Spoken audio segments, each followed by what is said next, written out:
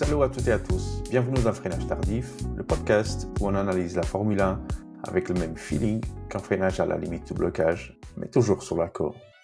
Aujourd'hui, un épisode solo. Et on va attaquer un sujet qui fait grincer des dents dans le paddock. Ferrari, Mercedes et Red Bull. Trois noms que pendant des années imposaient la peur, mais qu'en 2025 semblent avoir perdu leur nom. Pendant que McLaren file vers le titre comme une fusée orange papaye derrière, c'est un mélange de problèmes techniques, d'erreurs stratégiques, de développement à l'arrêt et d'énormes points d'interrogation. Je vais vous expliquer pourquoi ces trois géants patinent cette saison avec des raisons techniques, des choix qui ont mal tourné et les perspectives jusqu'à Abu Dhabi. Et vous, en écoutant, dites-vous bien qu'à la fin, je vais vous poser une question. Qui, selon vous, va rebondir en premier? Alors, préparez vos claviers. On commence par la Ferrari. Ferrari, c'était censé être l'année de retour. Hamilton débarque, Leclerc est plus motivé que jamais et Maranello avait passé l'hiver à envoyer des signaux positifs.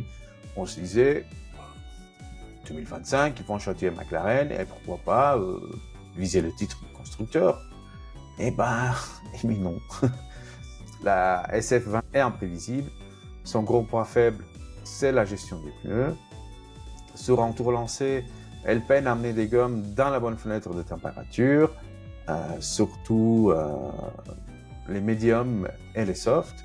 Résultat, un manque de grille immédiat. Et en course, voilà, le même scénario.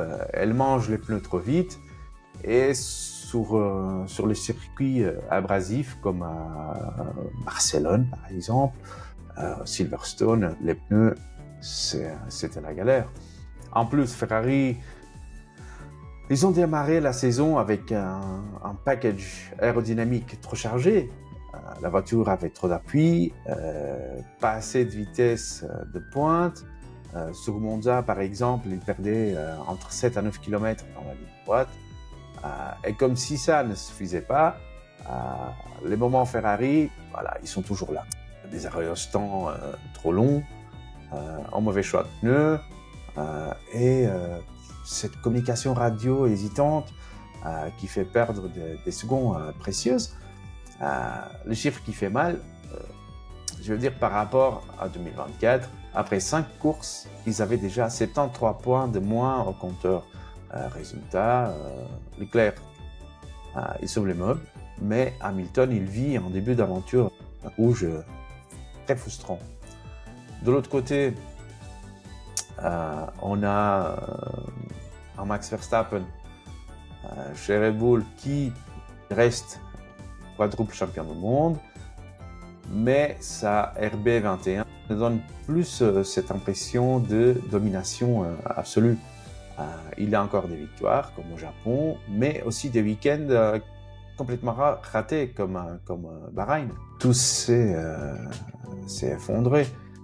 Les freins surchauffent, la dégradation ultra rapide des pneus arrière, des arrêts au stand longs, chose impensable pour eux il y a 2 ans. Et puis, il y a l'ombre dans l'enquête FIA, l'aileron arrière flexible, parce que depuis que la FIA a mis la main sur ce dossier, l'équipe passe plus de temps à assurer la conformité qu'à développer la voiture. Résultat, les mises à jour arrivent plus tard et McLaren a pris l'ascendant. Pire même Mercedes arrive parfois à les battre en rythme pur. Ajoutez à ça le départ forcé de Christian Horner en début de saison et vous avez une équipe qui, pour la première fois depuis 2021, chez Mercedes, on est dans un feuilleton technique qui dure depuis 2022. Le passage à effet sol les a perdus, concept zéro ponton raté, correction tardive, puis un virage trop conservateur en 2024. Aujourd'hui, W16, elle est capricieuse. En qualif, ça tient la route.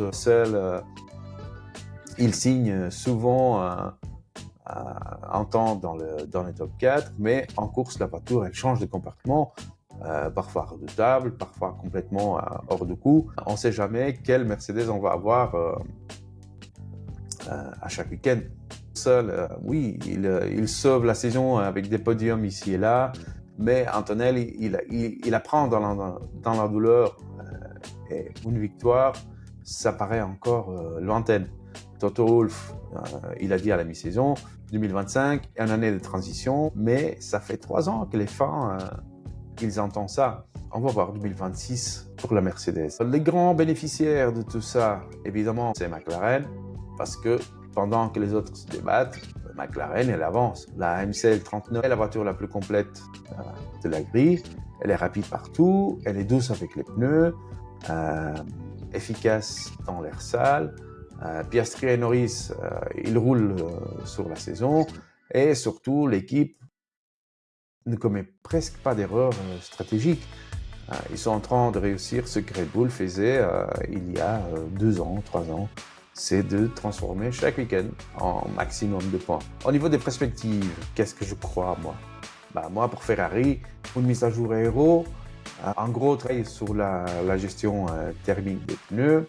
Chez Red Bull, oui, si l'aileron passe le contrôle, si Verstappen a encore la volonté, est-ce qu'il peut encore s'imposer sur certains Grands Prix? Oui. Chez Mercedes, ils sont en train de préparer 2026, donc j'espère qu'ils préparent 2026, tout en essayant de sauver l'honneur avec une victoire ou deux. Allez, pour finir, une conclusion. Qu'est-ce que je peux vous dire? 2025 nous rappelle une chose. En Formule 1, rien n'est éternel. Ferrari, Red Bull, Mercedes, ils sont à la peine. Et McLaren, elle règne. Mais la saison, elle est longue. Et un seul week-end pluvieux, une seule mise à jour bien pensée, et voilà, tout peut basculer. Alors, dites-moi, qui selon vous va rebondir en premier? Ferrari, Red Bull, Mercedes? Aucune des trois. Lâchez vos avis en commentaire, likez, partagez, abonnez-vous. Voilà, vous connaissez la chanson. Pour ne rien manquer de la suite de cette saison qui, croyez-moi, elle n'a pas fini de nous surprendre. Voilà, c'était Armando pour Fenech Tardif. Et n'oubliez pas, dans la vie comme en piste, tout est une question de timing au freinage. Allez, tchuss!